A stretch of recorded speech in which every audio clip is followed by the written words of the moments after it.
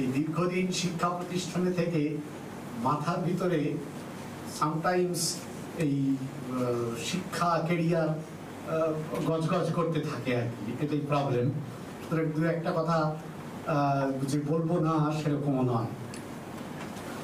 তোমরা সায়েন্স নিয়ে পড়তে এসেছো, ন্যাচারালি তোমাদের aim is more focused on IIT JEE or Bengal JEE or NEET. এটা maximum of students specially who are hailing from Narendrapur তাদের পক্ষে তো বটেই। মানে তোমাদের বাবা মারা যখন তোমাদের এখানে পাঠিয়েছেন এবং তোমরাও যখন এটা চুজ করেছো, সবাই যে নিজেরা চুজ করেছে তা নিশ্চয়ই নয়, অনেক সময় বাবা মারাও পাঠান। এবার তোমাদের প্রত্যেকেরই একটা জীবনের লক্ষ্য হচ্ছে যে ন্যাশনাল লেভেল প্রেস্টিজিয়াস এক্সামসগুলোতে আমরা কোয়ালিফাই করব এবং আমরা এই জাতীয় প্রেস্টিজিয়াস যে ইনস্টিটিউশনসগুলো আছে সেইগুলোতে কিন্তু আমরা পড়াশোনা করব। It's very good aim. It is always right, it is always desirable to dream. মানে স্টুডেন্ট লাইফে স্বপ্ন দেখাটা অবশ্যই খুব জরুরি। কিন্তু আমার এই দীর্ঘ প্রায় 3 দশকের কাছাকাছি যে শিক্ষকতা জীবন, সে তার ভিত্তিতে এটুকুনি তোমাদের বলতে পারি যে ইউ মাস্ট ড্রিম, তুমি নিশ্চয়ই স্বপ্ন দেখবে, কিন্তু কখনোই তোমার স্বপ্ন দেখাটাকে পার্সোনাল টেনশনে কনভার্ট করবে না। You are allowed to dream, but you are not allowed to become tensed with your dream. নিঃসন্দেহে তুমি স্বপ্ন দেখো যে আমি খুব ভালো করতে চাই, কিন্তু মজাটা এটা মনে রেখো যে the higher secondary exam or your JEE, these are not the end all of your life. I have seen many students যারা আজকে অসাধারণ পারফর্ম করছে। Just I will cite 1 or 2 examples. It was in the year 2007, I think, 6 I think, 2005.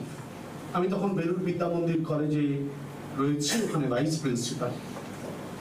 তা একটি ছেলে পড়তে এলো, science নিয়ে উচ্চ মাধ্যমিকে পাশ করেছে, and he has applied for chemistry in that college. কিন্তু in our written exam he couldn't qualify. তার বাবা মা সবাই চলে এসেছে, তাকে নিয়ে চলে এসেছে। তারপর ছেলেটিকে বাইরে রেখে তারা আমাদের কাছে এলেন, এসে বলছেন যে মহারাজ দেখুন, আপনারা কিছু একটা ব্যবস্থা করুন, নাহলে ওর জীবনটা শেষ হয়ে যাবে। বললাম ভাই, এত কুইকলি জীবন শেষ হয়ে যাবে কেন? It's a long life.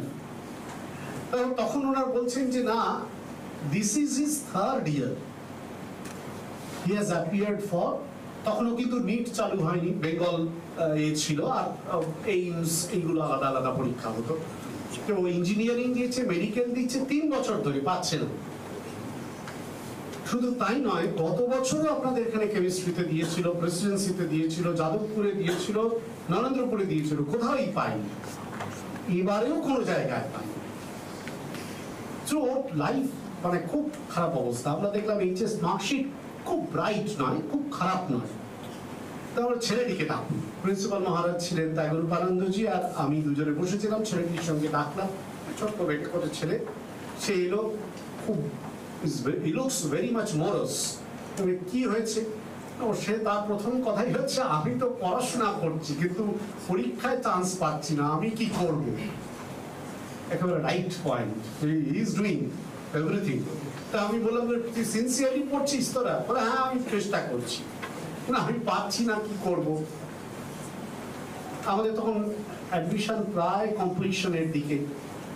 তখন আমরা বললাম, all right, after 7 days you please come with all your preparation. You have to appear in a written test once again and again in an interview. তো সে ছেলেটি 7 দিন পরে এলো, রিটেন টেস্ট দিল আরেকটা, ওটা ভালো করতে পারলো না। ইন্টারভিউতে আমরা ডাকলাম, মাস্টারমশাইরা বললেন যে মহারাজ ছেলেটা না, he knows the things but his way of expression sometimes is confusing, সেই জন্য লেখাতে গোলমাল হয়ে যাচ্ছে। গ্রাম থেকে এসেছে ছেলে, তো খুব গ্রাম থেকে, আর বাবা মা যে খুব মানে উচ্চশিক্ষিত সেরকম নয়, চাষবাস করেন, স্বাভাবিকভাবেই ওই রকম একটা অ্যাম্বিয়েন্সে তো তারা পড়াশোনা করেনি। He does not belong to any urban or mafsal township. ঠিক আছে, তখন আমরা বললাম আপনারা কি করতে চান? বলে নয় আমাদের তো একটা সিট যদি বাড়িয়ে নিয়ে নেওয়া হয়। ঠিক আছে, আমরা বললাম হয়ে যাবে, গ্রাম থেকে এসছে একটি ছেলে, we took him in special consideration, he got admitted. The rest is the history. তখনও ওই কলেজটি ক্যালকাটা ইউনিভার্সিটির আন্ডারে ছিল, অটোনমাস হয়নি। In part 1, part 2, part 3, he stood first class first from that college in Calcutta University. In All India Jam, he stood first, he got All India first rank. He then got admitted to Kanpur IIT. Now, he is the professor of chemistry in Cambridge University. Interestingly, ওর এক বন্ধু কে নিয়েও একদিন এসেছিল কেমব্রিজে chance পাওয়ার পর, কোভিডের পরে। কেমব্রিজে chance পেয়েছে 2018-এ, কোভিডের পরেও এসেছিল। আমি তখন নরেন্দ্রপুরের প্রিন্সিপাল। ওর মানে এক জ্যাঠা থাকেন এই আমাদের এই যে এখানে আমাদের আছে, এই যে এটা ওই সিবিআর দ্বারা যেখানে থাকেন, ওই হ্যাঁ ওর পেছনে একটা কিছু আছে, সেখানে ওর এক জ্যাঠা থাকে। জ্যাঠার বাড়িতে এসেছিল, তোর এক বন্ধুকে নিয়ে এসেছিল। তো সে বন্ধুটি he got chance in the first time he got chance in IIT exam সেই সময়, এবং সে IIT কানপুরে পড়াশোনা করেছে, he is also established. বন্ধুটি এসে বলছে যে মহারাজ, এর নাম হচ্ছে সোমনাথ বক্সি, বলছে মহারাজ এ কি ম্যাজিক হয়েছে সোমনাথে, আমরা তো আইআইটিতে পড়লাম, কিন্তু পরে আমরা তো এই একটা ইন্ডাস্ট্রিতে কাজ করছি, এই একটা ভালো ইন্ডাস্ট্রিতে কাজ করছে, এলএনটিতে কাজ করছে বড় পোস্টে, কিন্তু ওকেই আজকে নিয়ে আমরা আনন্দ করি, is professor of Cambridge university. So you see, কখনো ভাববে না যে একটা পরীক্ষা তোমার খারাপ হলো বলে বা একটাতে তুমি চান্স পেলে না বলে you have no chance in your life. There will be several chances. Point is only one point you have to remember: be sincere. ফাঁকিবাজি চলবে না। আমাদের দুনিয়াটা ইনসিনসিয়ারিটিতে ভরে যাচ্ছে। স্মার্টফোন, আরো নানান রকমের জগৎ, সেই জন্য পড়াশোনা ফাঁকিটা বাড়ছে বেশি। When gap increased, naturally you have every chance to fall in the pit. সুতরাং এইটা তোমাকে খেয়াল রাখতে হবে, there will be no insincerity on your part.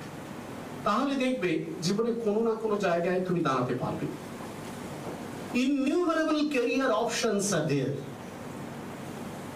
Don't get frustrated.